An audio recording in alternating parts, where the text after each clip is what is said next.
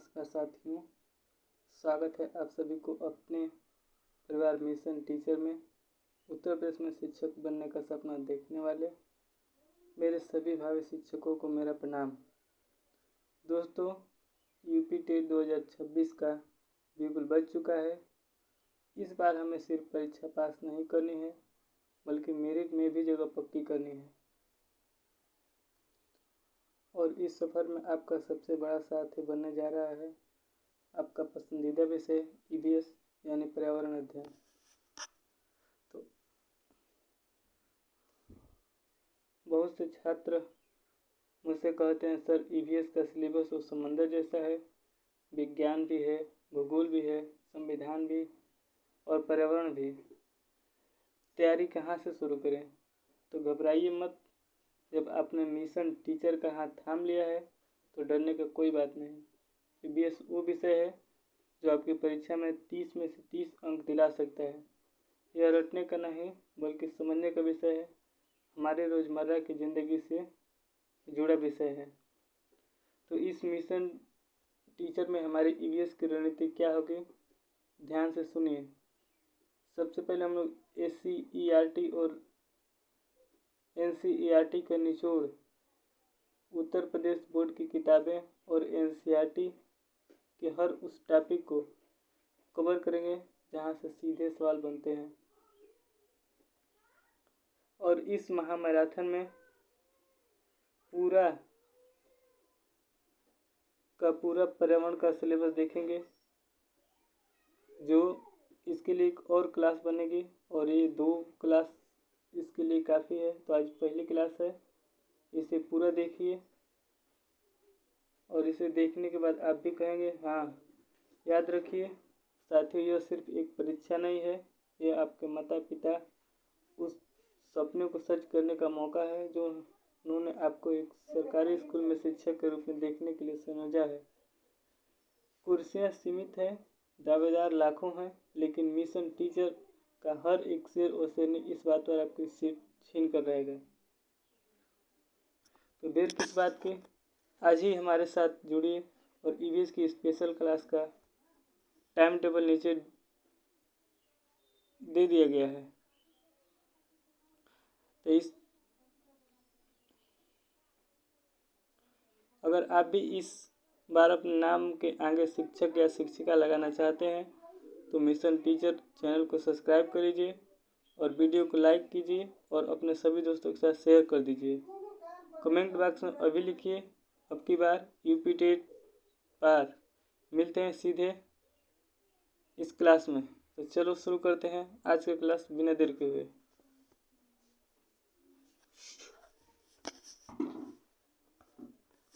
सबसे पहले बात करेंगे चैप्टर 1 परिवार और मित्र।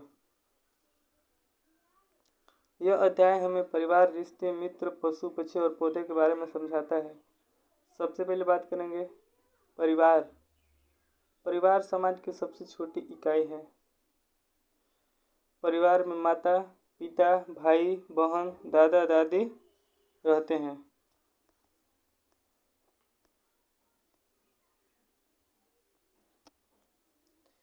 परिवार 2 प्रकार का होता है, एक एकल परिवार होता है, संयुक्त परिवार। एकल परिवार में माता पिता और उनके बच्चे, एक छोटा परिवार होता है। और संयुक्त परिवार जिसमें माता पिता, बच्चे, दादा दादी, चाचा चाची आदि एक परिवार होता है। ये परिवार बड़ा होता है।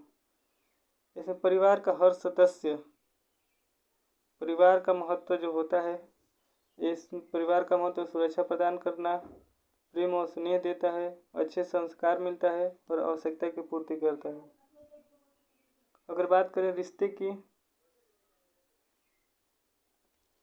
परिवार में अलग अलग प्रकार के रिश्ते होते हैं। जैसे पिता के पिता, जैसे हमारे पिता के पिता, उनको हम लोग दादा कहते हैं। अगर पिता की माता है तो उनको हम लोग दादी बोलते हैं।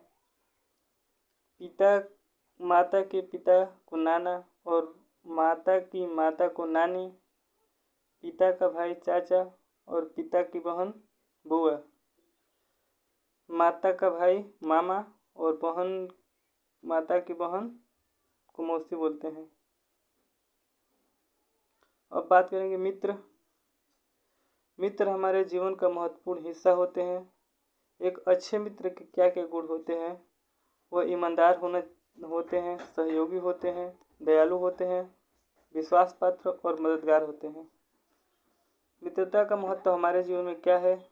सहयोग की भावना बढ़ती है, सामाजिक विकास होता है और आत्मविश्वास बढ़ता है।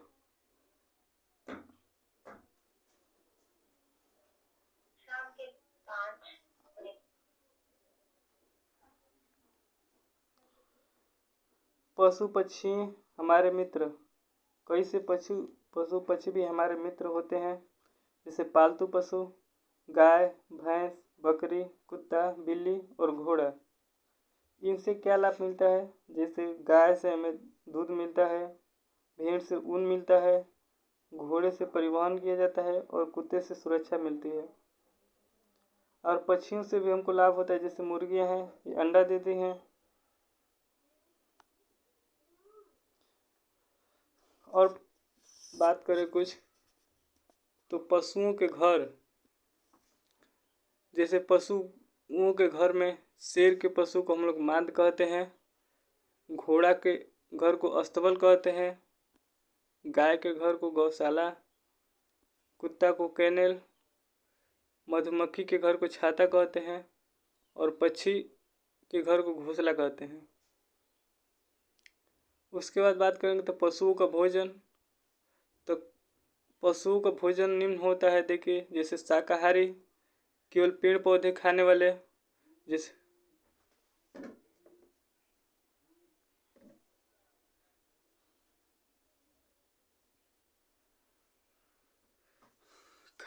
जैसे गाय, बकरी, हिरण, हाथी। और मांसाहारी खाने वाले, मतलब मांस खाने वाले, जैसे शेर, बाघ, भेड़िया। सर्वाहारी पौधों मतलब सर्वाहारी पौधे और मांस दोनों खाने वाले, जैसे मनुष्य, भालू और कौवा। पौधे भी हमारे मित्र होते हैं। पौधे हमें भोजन देते हैं, ऑक्सीजन देते हैं, दवाइयाँ देते हैं तथा लकड़ी प्रदान करते हैं। कुछ लोग सोचें दवाइयाँ कैसे? क्योंकि बहुत सी जड़ी बूटियाँ पौधे से बनाई जाती है, जो हम दवाई के रूप में प्रयोग करते हैं। उसके बाद बात करें तो पौधे के भाग, जैसे फूल हो गया, पत्ती हो गया, तना हो गया, फल हो गया, बीज हो गया और जड़ हो गया। उसके बाद बात करें तो परिवार और मित्र के महत्वपूर्ण कुछ प्रश्न दिए गए हैं, जो लास्ट में हम लोग रिवाइज करेंगे। तो चलिए शुरू करते हैं।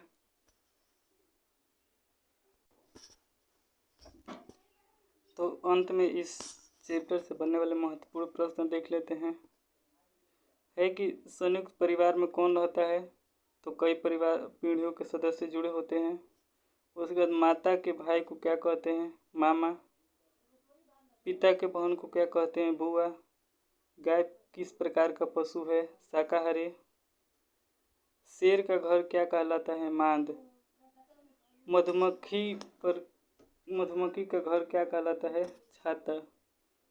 कुत्ता किस काम आता है? सुरक्षा के लिए। पौधे हमें कौन सी गैस देते हैं? ऑक्सीजन। घोड़े का घर क्या कहलाता है? अस्तबल। मनुष्य किस श्रेणी में आता है? सर्वाहारी। अगर याद रखने योग्य बात है तो देखो, यहाँ से हम लोग ये देख सकते हैं कि शेर के घर को हम लोग मांद कहते हैं, घोड़ा के घर को अस्तबल कहते हैं, कुत्ता के घर को केनेल कहते हैं और मधुमक्खी के घर को छाता कहते हैं। महत्वपूर्ण बात है कि परिवार हमें संस्कार देता है, मित्र हमें सहयोग देना सिखाते हैं, पशु पक्षी पौधे हमारे जीवन को सुंदर और उपयोगी बनाते हैं। तो इस तरह से चैप्टर 1 पूरा कंप्लीट हुआ। चलिए चलते हैं चैप्टर 2 पे। चैप्टर 2 भोजन। जिस चैप्टर का नाम है भोजन। बात करेंगे कि भोजन सभी जीवों के मूल आवश्यक है। यह हमें ऊर्जा देता है, शरीर का विकास करता है और रोगों से लड़ने की शक्ति देता है और हमें स्वस्थ रखता है। भोजन का महत्व समझेंगे कि भोजन का क्या महत्व है। भोजन हमारे जीवन के लिए बहुत आवश्यक है। भोजन से हमें ऊर्जा मिलती है, शरीर का विकास होता है, रोग से लड़ने की शक्ति मिलती है, शरीर स्वस्थ रहता है। उसके बाद भोजन के स्रोत की बात करें तो भोजन मुख्यतः 2 स्रोतों से प्राप्त होता है। एक पौधों से प्राप्त भोजन, एक पशुओं से प्राप्त भोजन। बात करें तो पौधों से प्राप्त भोजन जैसे गेहूँ, चावल, दालें, फल, सब्जियां, मसाले। पशुओं से प्राप्त भोजन बात करें तो दूध, दही, मक्खन, घी, अंडा, मांस और शहद। उसके बाद बात करते हैं भोजन के प्रकार। ऊर्जा देने वाले खाद्य पदार्थ जैसे चावल, गेहूँ, आलू, चीनी। शरीर बनाने वाले खाद्य पदार्थ जैसे दाल, दूध, अंडा, मछली, सोयाबीन। उसके बाद बात करें तो रोगों से बचाने वाले खाद्य पदार्थ जैसे फल, हरी सब्जियां, अंकुरित अनाज। संतुलित आहार की बात करें ऐसा भोजन जिसमें सभी आवश्यक पोषक तत्व उचित मात्रा में संतुलित आहार कहलाता है। जैसे कार्बोहाइड्रेट, प्रोटीन, वसा, विटामिन, खनिज लवण और जल।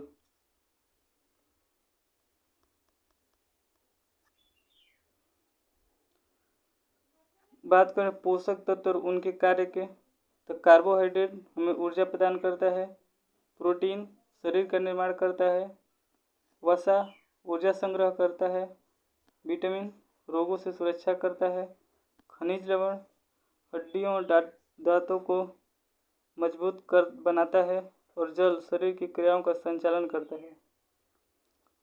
प्रश्न यहाँ से एक आता है भोजन बनाने के तरीके। भोजन हम कैसे बनाते हैं? उबाल कर बना सकते हैं, तलना, भूनना, भाप से पकना और ब्रेक करना। भोजन पकाने के लाभ क्या है? इससे भोजन स्वादिष्ट होता है, इससे कीटाणु नष्ट हो जाते हैं और पाचन आसानी होता है। भोजन का संरक्षण। भोजन को खराब होने से बचाने की प्रक्रिया भोजन संरक्षण कहलाती है। बात करें संरक्षण के तरीके की तो धूप में सुखाना। जैसे कुछ होता है हम धूप में सुखाकर उसको संरक्षण करते हैं, जैसे नमक डालना, उसके चीनी मिलाना, रेफ्रिजरेटर या फ्रिज में रखकर कोई सामान को सुरक्षित रखते हैं और उसके बाद डिब्बा बंदी के द्वारा। बात करें तो भोजन कुछ खराब हो जाते हैं, जैसे देखे होंगे कि जो टोस्ट होता है उस पर ब्लैक ब्लैक ऐसे काला काला धब्बा पड़ जाता है। ये फफूंदी के कारण होने लगता है, बैक्टीरिया के कारण भी कुछ होता है, उसके बाद जल में नमी के कारण और अधिक तापमान के कारण। स्वच्छ भोजन की आदतें। भोजन से पहले हाथ धोना। बचपन से ये सिखाया जाता है कि खाना खाने से पहले हाथ धोया जाता है। ढका हुआ भोजन खाना, स्वच्छ पानी पीना, ताज़े फल एवं सब्जियां खाना। तो चलिए इस चैप्टर के महत्वपूर्ण प्रश्न की बात कर लेते हैं। भोजन हमें क्या प्रदान करता है? ऊर्जा। संतुलित आहार क्या है? जिसमें सभी पोषक तत्व उचित मात्रा में हो। दूध किस प्रकार का खाद्य पदार्थ है? शरीर बनाने वाला। विटामिन का मुख्य कार्य क्या है? रोगों से सुरक्षा। शहद किससे प्राप्त होता है? मधुमक्खी से। भोजन को खराब होने से बचाने की प्रक्रिया क्या कहलाती है? भोजन संरक्षण। आलू किस श्रेणी का खाद्य पदार्थ है? ऊर्जा देने वाला। प्रोटीन का मुख्य कार्य क्या है? शरीर का निर्माण एवं वृद्धि। हरी सब्जियां किसका अच्छा स्रोत है? विटामिन और खनिज का। भोजन पकाने से क्या लाभ होता है? भोजन सुपाच्य और सुरक्षित बनता है। याद रखें कि संतुलित आहार लें, स्वच्छ भोजन करें और भोजन को व्यर्थ न करें। स्वस्थ भोजन स्वस्थ जीवन की पहचान है। इस तरह से हमारा दूसरा अध्याय समाप्त होता है। कैसा लग रहा है सेशन आप ज़रूर बताएं और चलते हैं नए चैप्टर पे।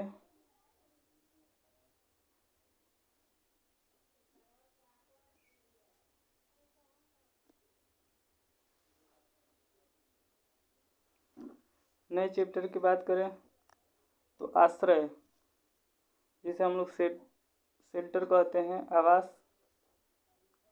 बात करें तो मनुष्य, पशु पक्षी, अन्य जीव रहने के लिए किसी न किसी के स्थान का उपयोग करते हैं, इन्हें ही हम आश्रय कहते हैं।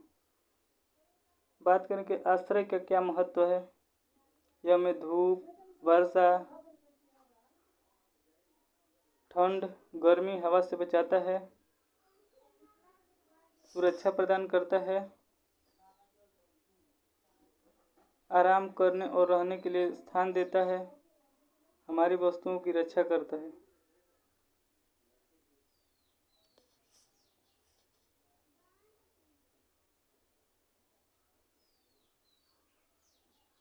बात करें घरों के प्रकार की तो घर दो प्रकार के होते हैं, कच्चे घर और पक्के घर।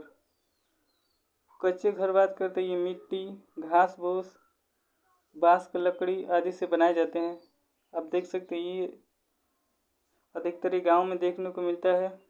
उसके बाद बात करें पक्के घर की, यह घर ईंट, सीमेंट, पत्थर, लोहे आदि बनाए जाते हैं। उसके बाद बात करें घर बनाने की सामग्री क्या क्या होती है, तो हमें घर बनाने के लिए मिट्टी की ज़रूरत पड़ती है, ईंट की ज़रूरत पड़ती है, पत्थर की ज़रूरत पड़ता है, सीमेंट का, लकड़ी का और बांस का।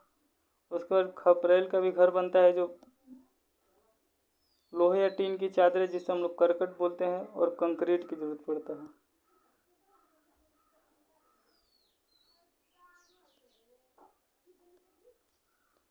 उसके बाद बात करें तो विभिन्न क्षेत्रों के घर, जैसे पहाड़ी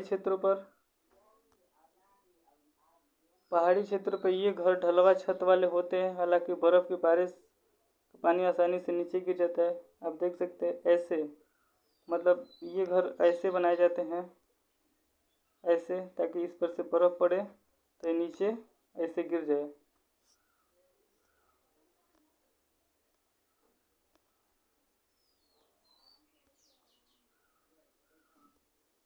ये हटा दें ताकि आपको पीडीएफ देखने में आसानी रहेगा।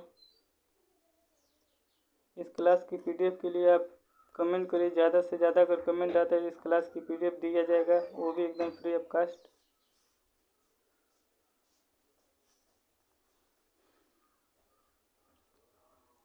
पहाड़ी क्षेत्र के घर हम लोग देखते हैं, मैदानों के घर कैसे होते हैं। यहाँ पक्के मकान अधिकतर ईंट और सीमेंट के बने होते हैं। रेगिस्तान क्षेत्रों के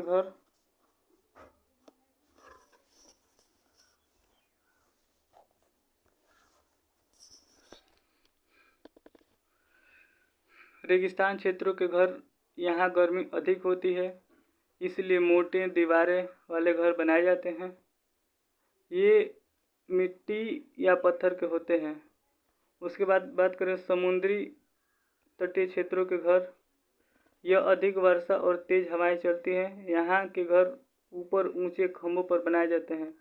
अच्छा, आपने सीटेट पढ़ा होगा। ये घर अधिकतर ऐसे घर जो 10 या 12 फीट ऊंचे बांस के खंभों पर बनाए जाते हैं, कहाँ पाए जाते हैं, इसको कमेंट में ज़रूर बताएं। बात करते हैं कि अच्छा घर कैसा होता है। अच्छा घर कैसा हो, तो बात करें तो अच्छा घर हवादार हो, साफ सुथरा हो, प्रकाश की अच्छी व्यवस्था हो, पीने के पानी और शौचालय की सुविधा हो, और मजबूत और सुरक्षित हो। बात करें तो कि आश्रय से संबंधित कुछ सावधानियां। घर को हमेशा साफ रखें, घर के आसपास गंदगी न होने दें, टूटी फूटी चीज़ों की मरम्मत करें, कीड़ों और मच्छरों को बचाव करें, प्राकृतिक आपदाओं से सुरक्षा के उपाय करें। और इस चैप्टर के अगले बिंदु पर चलेंगे तो मुख्य बिंदु की बात कर लें हम लोग। आश्रय हमारी मूल आवश्यकता है। विभिन्न क्षेत्रों में भौगोलिक परिस्थितियों के अनुसार घरों का निर्माण किया जाता है।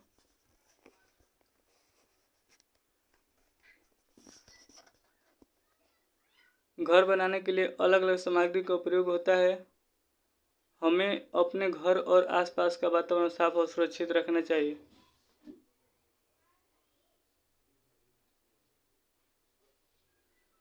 और इस प्रश्न आओ चलिए इस चैप्टर का हम लोग कुछ महत्वपूर्ण प्रश्न ले लेते हैं। आश्रय क्या होता है? रहने के लिए किसी स्थान का उपयोग आश्रय कहलाता है। घरों के कितने प्रकार होते हैं? घरों के 2 प्रकार होते हैं, एक कच्चा घर और एक पक्का घर। अगर प्रश्न ये बन जाए कि पक्के घर किसके बने होते हैं, तो ईंट, सीमेंट, पत्थर, लोहे आदि के। पहाड़ी क्षेत्रों के घर कैसे होते हैं? ढलवा छत वाले। रेगिस्तानी क्षेत्रों के घर किस सामग्री से बने होते हैं? मिट्टी या पत्थर से। पक्षी कहाँ रहते हैं? घोंसले में। कुत्ते का घर क्या कहलाता है? कैनल। मधुमक्खी कहाँ रहती है? छत्ते में। अच्छा घर कैसा होना चाहिए? हवादार, साफ सुथरा, मजबूत और सुरक्षित। आश्रय का मुख्य महत्व क्या है? यह हमें सुरक्षा, आराम और प्राकृतिक प्रभाव से बचाता है। एक बात हमेशा याद रखें कि घर हमारा दूसरा नाम होता है। इसे साफ, सुरक्षित और सुंदर बनाए रखें। तो इस तरह से 3 चैप्टर हम लोग कंप्लीट कर लिए और चलते हैं नए चैप्टर नंबर 4 पे। और अपनी संख्या ऐसे ही बढ़ाए रहिए। अधिक से अधिक शेयर करिए इस क्लास को। तो चलिए हम शुरू करते हैं अध्याय 4, जिसका नाम है जल। बात करें तो जल जीवन के लिए अनिवार्य है। यह बिना मनुष्य, पशु और पक्षी जीवित नहीं रह सकते। मतलब जल के बिना न मनुष्य, न पशु, न पक्षी और जीव जंतु जीवित नहीं रह सकते हैं। सबसे पहले बात करें कि जल का महत्व।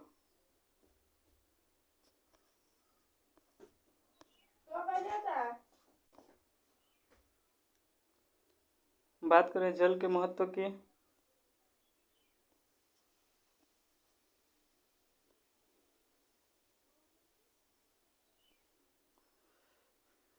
सभी जीवों के जीवन के लिए आवश्यक है।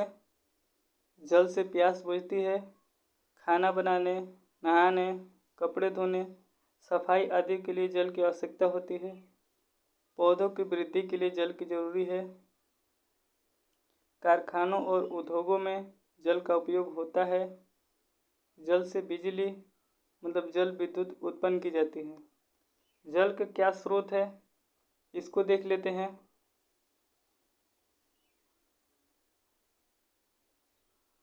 जल के स्रोत 2 प्रकार के होते हैं। एक होता है प्राकृतिक स्रोत, एक होता है कृत्रिम स्रोत। प्राकृतिक स्रोत में जैसे वर्षा, नदियाँ, झील, तालाब, समुद्र, बर्फ, हिमनद, झरने, कुएं।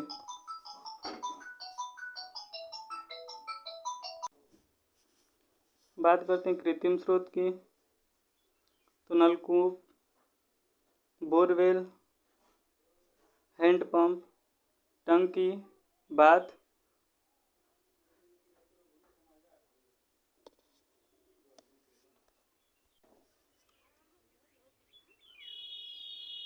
अब बात करते हैं जल का उपयोग के। तो जल का क्या क्या उपयोग है, इसके बारे में हम लोग बात कर लेते हैं।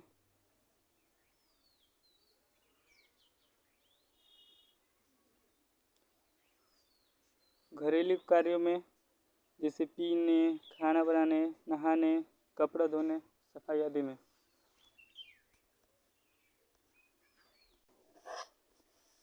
इसके बाद बात कर लेते हैं जल का संरक्षण एवं बचाव के लिए।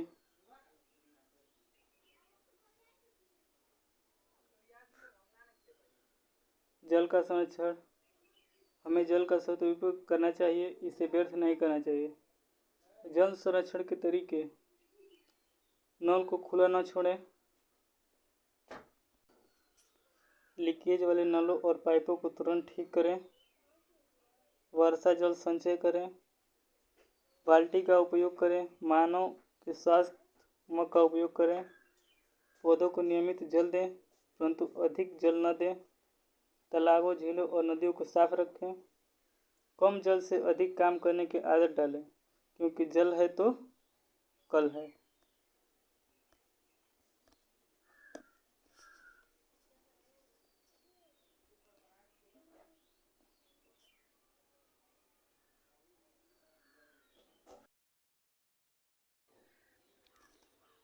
तो बात करते हैं स्वच्छ जल मतलब पीने योग्य जल कैसा होता है। सबसे पहले बात करें कि स्वच्छ और साफ दिखाई देता है, रंगहीन, गंधहीन और स्वादहीन होता है, उसमें कीटाणु नहीं होते, उबालने या छानने में सुरक्षित हो जाता है। अच्छा, स्वच्छ जल के क्या क्या स्रोत है। नलकूप का जल, हैंडपंप का जल, फिल्टर किया हुआ जल, उबला हुआ जल। उसके आगे बात करते हैं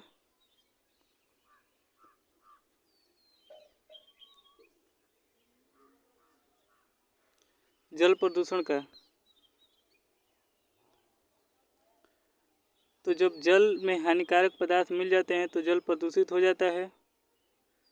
जल के प्रदूषण के कारण कारखानों का गंदा पानी नालियों में छोड़ना, पारों का सीवेज गंदा पानी नालों द्वारा, नदियों द्वारा तालाबों में जाना, प्लास्टिक, कचरा और रसायनों को जल स्रोतों में फेंकना, कीटनाशक और उर्वरकों का अधिक उपयोग, धार्मिक कार्यों के बाद सामग्री को जल स्रोत में डालना।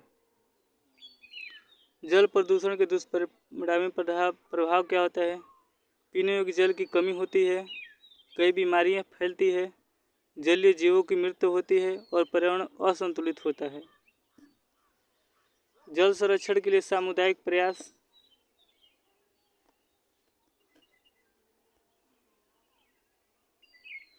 जल संरक्षण के लिए सामुदायिक प्रयास की बात करें तो वर्षा जल संचयन को बढ़ावा देना, जल स्रोतों की सफाई करना, पेड़ पौधे लगाना, जल संरक्षण के प्रति लोगों का जागरूक करना, तालाबों और कुओं का पुनर्जीवन करना। तो इस चैप्टर से बनने वाले महत्वपूर्ण प्रश्न देख लेते हैं। बात करें कि जल जीवन के लिए क्यों आवश्यक है। इसके बिना कोई भी जीवित नहीं रह सकता। जल के कितने प्रकार के स्रोत होते हैं। जल के 2 प्रकार के स्रोत होते हैं, एक प्राकृतिक और कृत्रिम। जल का संरक्षण क्यों आवश्यक है, क्योंकि जल सीमित है और हमारी आवश्यकताएं बढ़ती जा रही है। स्वच्छ जल के क्या लक्षण है। स्वच्छ, रंगहीन, गंधहीन, स्वादहीन और कीटाणु रहित होता है। जल प्रदूषण का मुख्य कारण क्या है।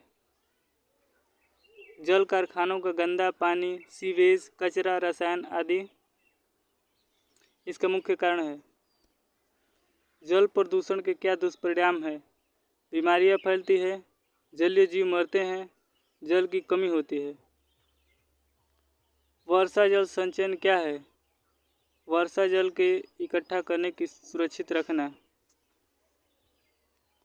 हमें जल की बचत कैसी करनी चाहिए।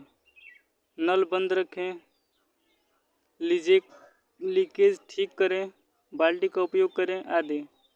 जल का सबसे बड़ा स्रोत क्या है। वर्षा। पेड़ पौधे लगाने से जल संरक्षण में कैसे मदद मिलती है। वे वर्षा लाते हैं, जल की धरती में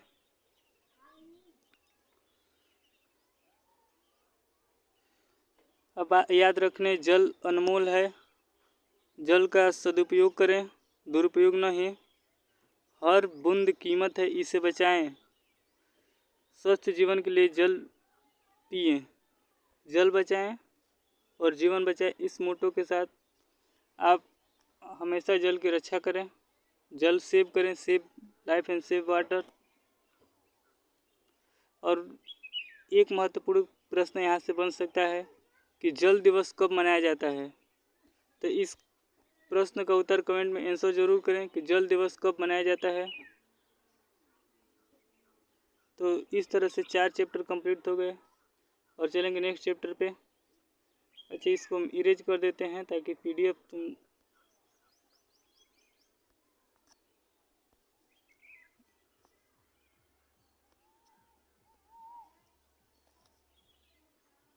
चलिए PDF अच्छा दिखाई देगा।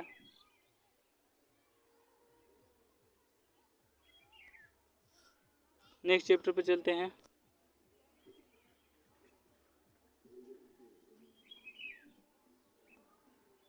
यात्रा और परिवहन। तो इस चैप्टर को हम लोग कल देखेंगे या तो फिर कहीं तो अभी देख लिया जाए इस चैप्टर को भी। तो चलिए इसको अभी भी देख लेते हैं। यात्रा और परिवहन। मनुष्य, पशु और वस्तुएं को एक स्थान से दूसरे स्थान तक ले जाने को यात्रा या परिवहन कहते हैं। यात्रा का महत्व। यात्रा से हम नए स्थानों को देखते हैं, जानते हैं। यात्रा के समय की बचत होती है। यात्रा से व्यापार और उद्योग को बढ़ावा मिलता है। यात्रा से लोगों को आपसी मेल जोल बढ़ती है। यात्रा से ज्ञान और अनुभव की वृद्धि होती है।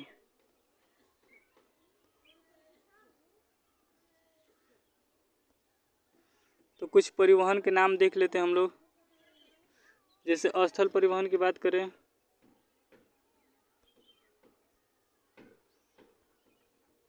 जैसे कार, बस, truck, train, cycle, motorcycle, rickshaw, बैलगाड़ी, घोड़ा गाड़ी।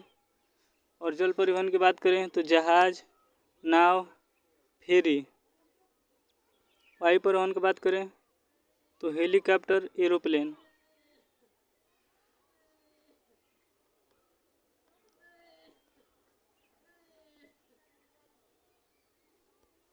बात करते हैं संचार के साधन। पारंपरिक संचार के साधन जैसे डाक पत्र, कबूतर द्वारा संदेश, ढोल और मुनादी। उसके बाद आधुनिक संचार साधन इस समय जो चल रहे हैं जैसे telegraph, mobile phone, radio, television. और डिजिटल संचार के साधन बात करें तो ईमेल, वीडियो कॉल, ये देख रहे हैं, सोशल मीडिया ऐप और इंटरनेट। उसके बाद बात करें कि सड़क सुरक्षा।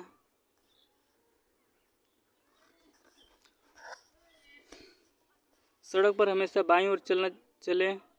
सड़क पार करने के लिए जेब्रा क्रॉसिंग का उपयोग करें। लाल बत्ती पर रुकें, हरी बत्ती पर चलें।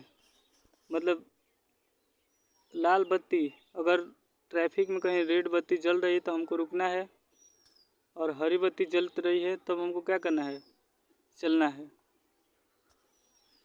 इसको ध्यान में रखें। वाहन में बैठते समय सीट बेल्ट पहने। 2 पहिया वाहन चलाते समय हेलमेट पहने। और ओवरटेक मतलब आगे निकलते समय सावधानी रखें। तेज गति से वाहन न चलाएं। और यहाँ पे कुछ सिंबल दिया गया है, आप देख सकते हैं। अगर कहीं ऐसा सिंबल दिख रहा है तो इसका मतलब अलग हो रहा है कि हम लोग को दाएं मुड़ना है। ठीक। इसके बाद ऐसा कहीं दिख रहा है तो हमको पैदल चलना है, और ऐसा कहीं दिख रहा है तो सावधान रहना। हो सकता है आगे कुछ। अगर परिवहन के साधन का वर्गीकरण के आधार पर हम लोग देखें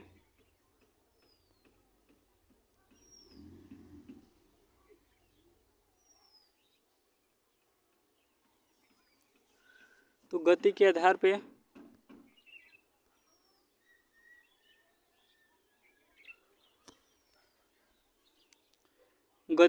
तेज गति से चलने वाले जैसे हवाई जहाज, ट्रेन, कार। और धीमी गति से चलने वाले साइकिल, बैलगाड़ी और पैदल।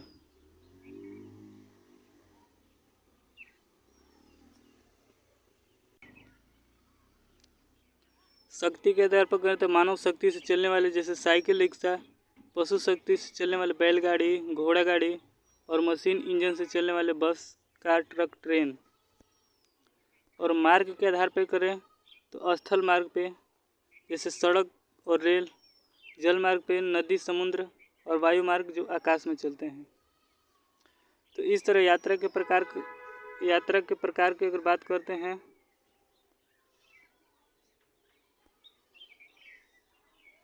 तो स्थानीय यात्रा मतलब पास के स्थानों की यात्रा जैसे बाजार, विद्यालय। दीर्घ दूरी की यात्रा जैसे दूरस्थ साधनों को यात्रा जैसे दूसरे शहर, राज्य में। और अंतर्राष्ट्रीय यात्रा मतलब देश के बाहर की यात्रा जैसे विदेश यात्रा।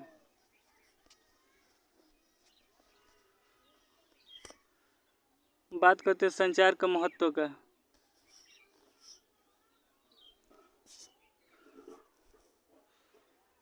इसे हम एक दूसरे से संपर्क में रहते हैं। संदेश जल्दी और आसानी से पहुंचता है। समय और दूरी की बचत होती है। आपातकालीन स्थितियों में बहुत उपयोगी है। शिक्षा, व्यापार और शासन की सहायक है। इस चैप्टर से बने वाले महत्वपूर्ण प्रश्न की बात करें तो यात्रा से हमें क्या लाभ होता है? नई जानकारी और अनुभव मिलता है। परिवहन कितने प्रकार के होते हैं? 3 प्रकार के, स्थल, जल और वायु। तेज गति वाले स्थल परिवहन का उदाहरण है कार, बस, ट्रेन। हेलमेट क्यों पहनना चाहिए? सिर को सुरक्षित के लिए। संचार के पारंपरिक स्रोत कौन से हैं? डाक, कबूतर, संदेश, ढोल, मुनादी। मोबाइल फ़ोन किस प्रकार का संचार साधन है? आधुनिक संचार साधन। सड़क पार करते समय क्या करना चाहिए? जेब्रा क्रॉसिंग का उपयोग करना चाहिए। परिवहन के साधन किस शक्ति से चलाते हैं? मानव शक्ति, पशु शक्ति या ईंधन से। जल परिवहन का एक उदाहरण लिखिए, जैसे जहाज। क्या जल परिवहन का उदाहरण जहाज है? तो ये एरोप्लेन की जहाज की बात नहीं कर रहा है, पानी वाले जहाज की बात कर रहा है। अब ऐसा मत सोच लेना कि जहाज एरोप्लेन वाले जहाज की बात हो रही है यहाँ पे। संचार का सबसे बड़ा लाभ क्या है? समय और दूरी की बचत होती है। याद रखें कि सीट बेल्ट लगाएं, सुरक्षित यात्रा करें, हेलमेट पहनें, जीवन बचाएं, लाल बत्ती पर रुकें और हरी बत्ती पर चलें, सड़क सावधानी से पार करें, क्योंकि सुरक्षित यात्रा और सुखद यात्रा। तो इस तरह से अध्याय 5 यात्रा और परिवहन समाप्त हुआ और नए चैप्टर पे हम लोग चलेंगे, चैप्टर नंबर 6 पे। इससे पहले आपको वीडियो कैसे लग रही है कमेंट में ज़रूर बताएं। ये सब इरेज कर देंगे तो अच्छा रहेगा ताकि PDF में अच्छा से दिखे।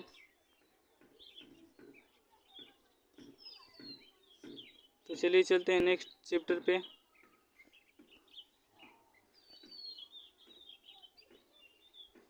वस्तु एवं कार्य। नया चैप्टर है वस्तु एवं कार्य।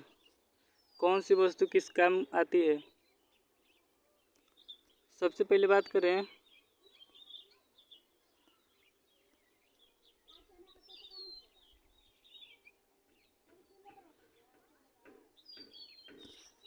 हमारे आसपास अनेक वस्तुएं। इन वस्तुओं का उपयोग हम दैनिक जीवन के विभिन्न कार्यों के लिए करते हैं। जैसे वस्तुएं हमारे आसपास, हमारे चारों ओर अनेक प्रकार की वस्तुएं होती हैं, जैसे घर में उपयोगी की वस्तुएं, विद्यालय में उपयोग की वस्तुएं, रसोई में उपयोग की वस्तुएं, खेलने की वस्तुएं, अन्य दैनिक जीवन की वस्तुएं आप देख सकते हैं, जैसे कुर्सी, मेज़, बिस्तर, कलम, किताब, स्कूल बैग, थाली, गिलास, चम्मच, गेंद, खिलौना कार। हर वस्तु कोई ना कोई उपयोग होता है। अब बात करते हैं वस्तु का उपयोग का।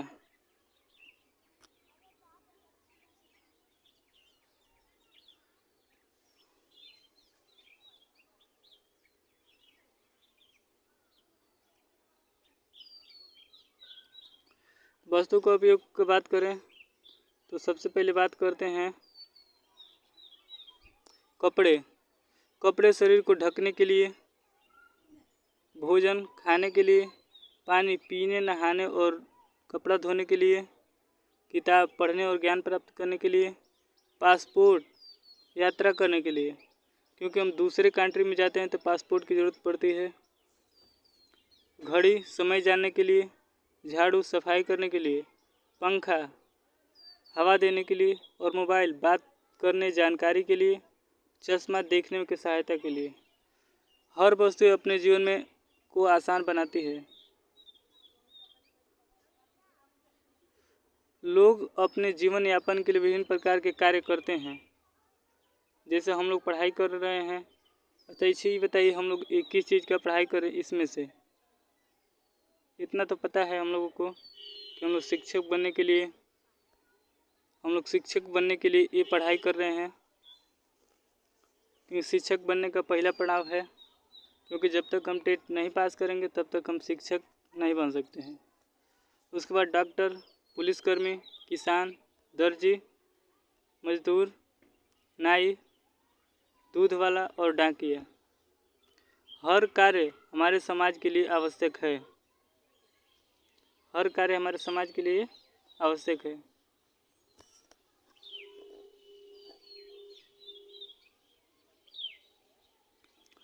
तो इस तरह से इस चैप्टर ज़्यादा महत्वपूर्ण नहीं लग रहा है हमको, फिर भी इसको आप पढ़ लीजिएगा। ये चलिए पढ़ा दे रहे हैं।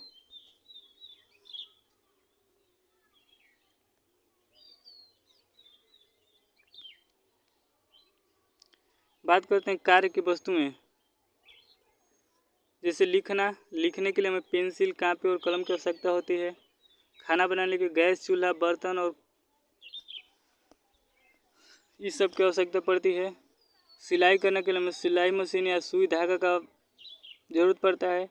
काटने के लिए हम लोग कैंची या चाकू से काटते हैं। सफाई करने के लिए झाड़ू, पोछा, डस्टबिन का उपयोग करते हैं। और कृषि कार्य के लिए हल, कुदाल और दंतारी का उपयोग किया जाता है।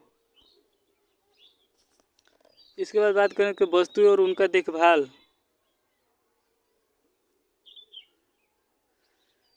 हमें वस्तुओं की सही तरह से देखभाल करनी चाहिए। वस्तुओं को साफ रखें, उन्हें सही स्थान पर रखें, वस्तुओं का सही उपयोग करें, वस्तुओं को टूटने फूटने से बचाएं, समय समय पर उनकी मरम्मत करें। वस्तुओं की देखभाल करने में से लंबे समय तक चलती है।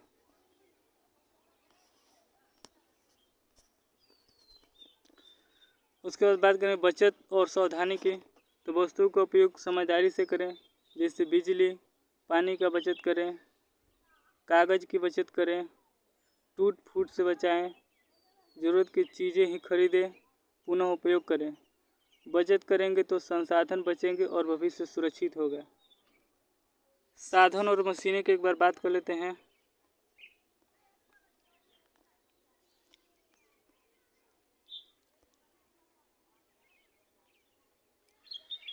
कई कार्य मशीन से आसानी से जल्दी होते हैं, जैसे सिलाई मशीन, वॉशिंग मशीन, मिक्सी, पंखा, ट्रैक्टर, हार्वेस्टर, कंप्यूटर और प्रिंटर।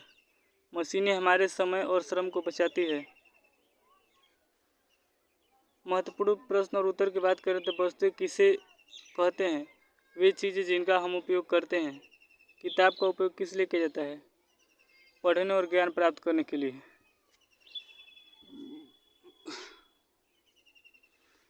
सही वस्तुओं सही उपयोग जीवन से बनाएं और आसान और सुखद। तो इस तरह से चैप्टर 6 मतलब अध्याय 6 हम लोग का समाप्त हुआ। वस्तु और कार्य को हम लोग देख लिए। चलते हैं नेक्स्ट चैप्टर पे। तो कैसा लग रहा है क्लास? देखिए, इस क्लास में एक मज़ेदार बात आ गई। एक बच्चा यहाँ पे आपको रोते हुए दिखाई दे रहा है। क्लास में ऐसा बच्चा क्यों? ये बच्चा क्यों रो रहा है? आप नहीं जान रहे हैं, हम बताते हैं। इसका कहना क्या है? क्लास थोड़ा नीरस हो रही थी तो इस क्लास में आ गया, पता नहीं कहाँ से। चलो इस क्लास को मज़ेदार बनाने के लिए सही है, पता करते हैं क्यों रो रहा है। चलो ये कह रहा है कि सर क्लास को लाइक नहीं किया जा रहा है, ना ही कमेंट किया जाता है और ना ही शेयर किया जाता है और ना सब्सक्राइब किया जाता है।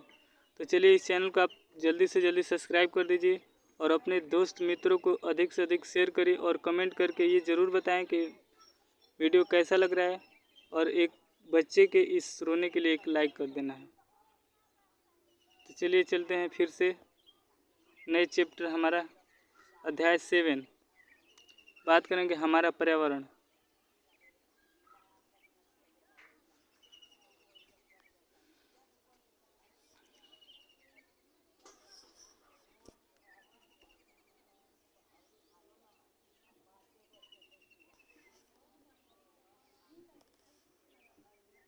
तो बस आज इतना ही, नेक्स्ट अगले क्लास में देखेंगे। धन्यवाद आप सभी का।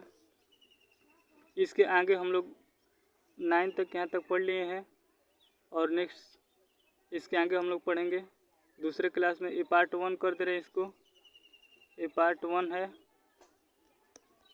और पार्ट 2 के लिए आप ज़्यादा से ज़्यादा कमेंट करें। थैंक यू आप सभी का। इस चैनल को ज़रूर से ज़रूर सब्सक्राइब करें। धन्यवाद आप सभी का। आपका दिन शुभ हो।